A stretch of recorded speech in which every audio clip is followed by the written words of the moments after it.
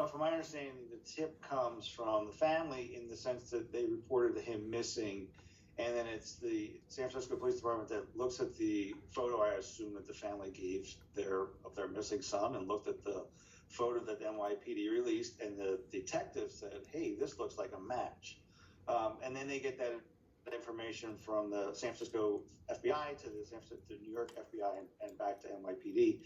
It takes a while to do that, and you have to remember there's a lot of information coming in these investigations.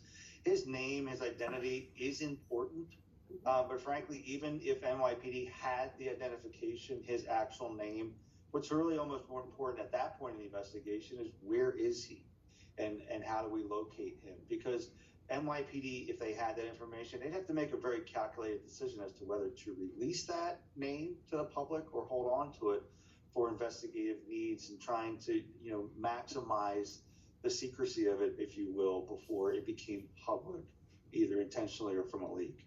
Does it strike you as odd, Joey, that the NYPD is telling the New York Times that they have not spoken with the Mangione family?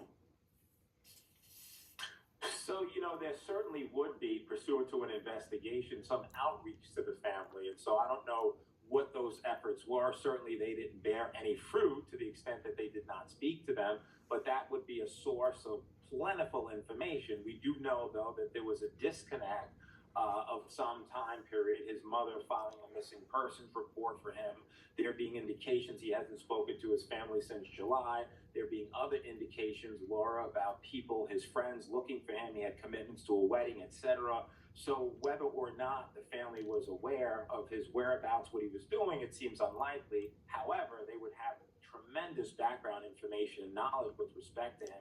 So it would be rich in resource to go and to confront and to speak to them if they can. And of course, the family doesn't have to be cooperative, but that doesn't mean you don't make those efforts necessary to do so.